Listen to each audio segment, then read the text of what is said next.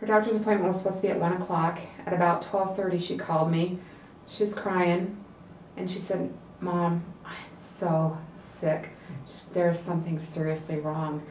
And then she kind of got quiet and she said, "You know, I'm standing in front of the mirror, Mom, and I've got this rash." She said, "What do you think that's from?"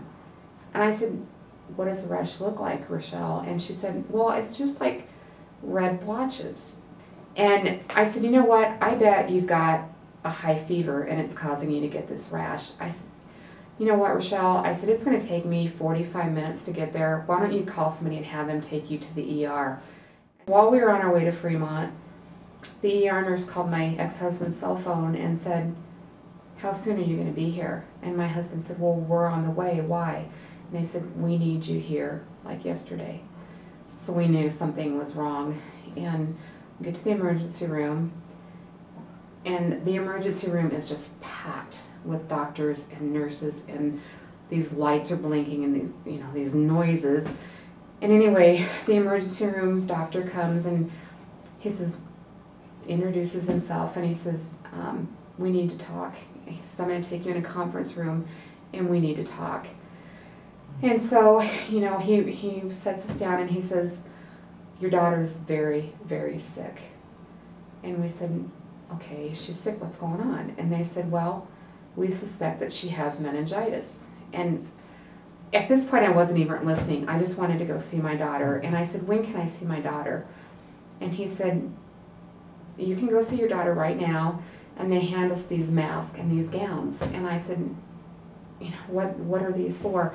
And he said, "Your daughter we suspect that your daughter has a highly contagious form of meningitis, and anybody who enters a room has to be protected."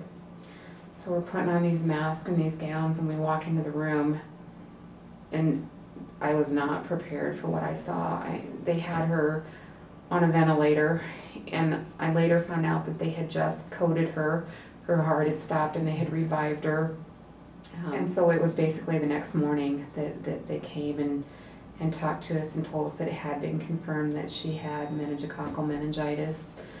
They were going to do everything that they could to save her, but things were not looking good. They told us that they had did some scans during the night and that there was profuse swelling throughout the brain.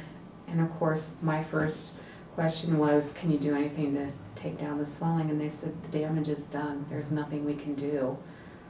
And from that point on, it just kind of went downhill.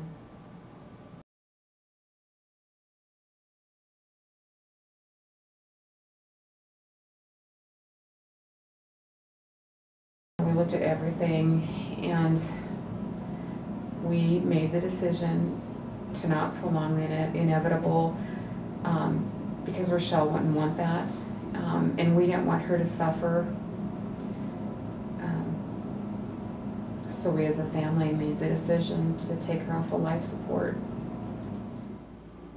So Saturday morning,